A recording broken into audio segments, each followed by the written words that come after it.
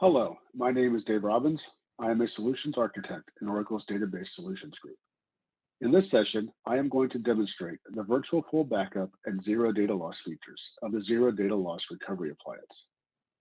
For this demonstration, I am starting with a database that has been configured to use the recovery appliance, but has not yet been backed up. I will run the first full, technically incremental level 0 backup. I will then run a script to generate some changes in the database, followed by an incremental level 1 backup.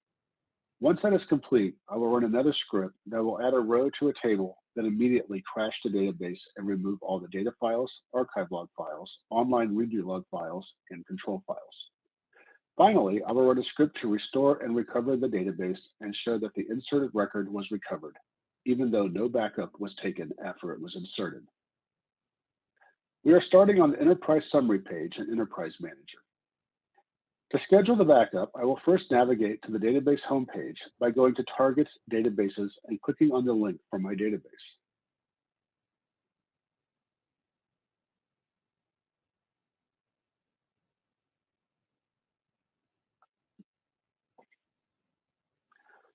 Once on the database homepage, I will go to Availability, Backup and Recovery, Schedule Backup.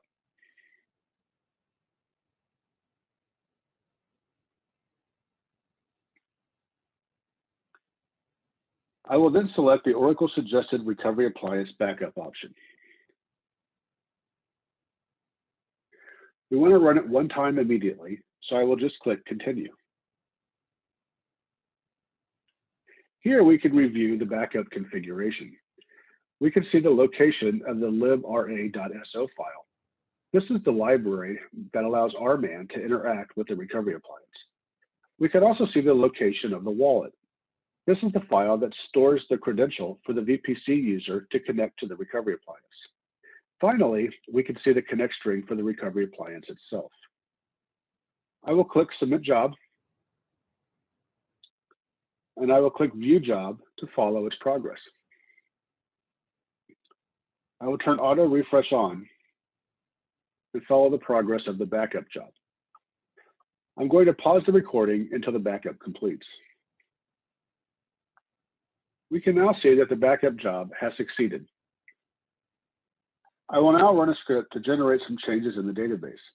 I will navigate to the job library by going to Enterprise Job Library.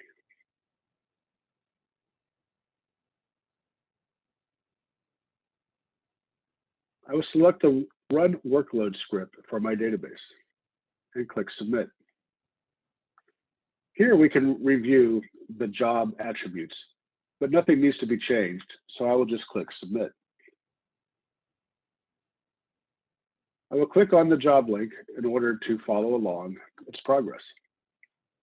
I will turn on Auto Refresh. This job runs for approximately 5 minutes. I'm going to pause the recording until the job completes. We can now see that the job completed successfully. We've inserted some data, made some changes, generated some redo logs. Now it's time to run another backup to back up the changes we just made.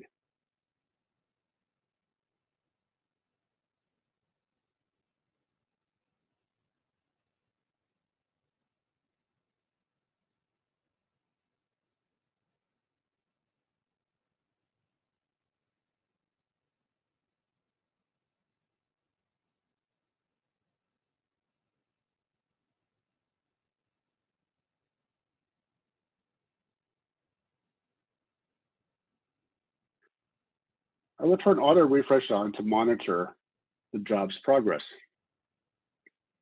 I'm going to pause the recording until the backup completes. We can now see that the backup has succeeded. Now I will run a script to insert a record, then immediately drop the database. I will navigate to the job library and submit the drop database script for my database.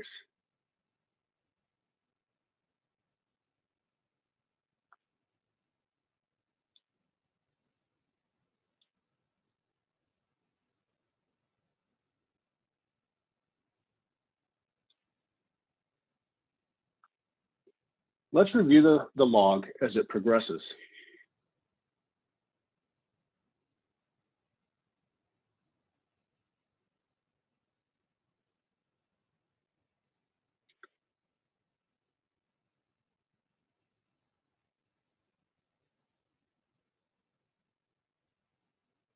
So we can see in the log that there were 2 records in the table from previous runs of this job.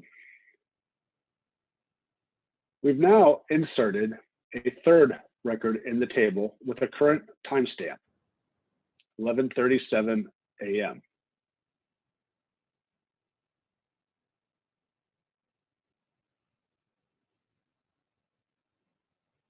The database is now down, and we're removing all of the files from ASM. We can now see that there are no control files, data files, online log files, or archive log files.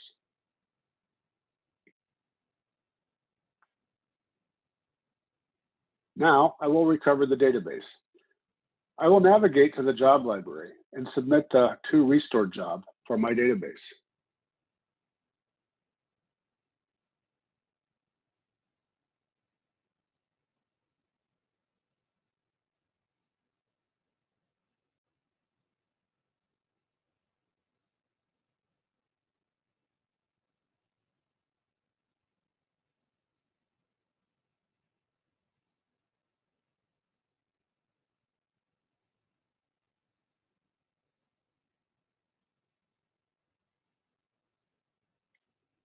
I will pause the recording until the recovery is complete, and then we will review the log file. Okay, the recovery has completed successfully. Let's review the log file to see what happened.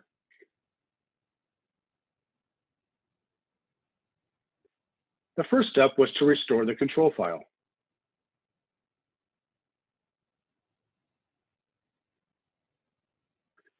Once the control file was restored and the database mounted, the data files were restored. Notice the VB $ designation in the backup piece handle.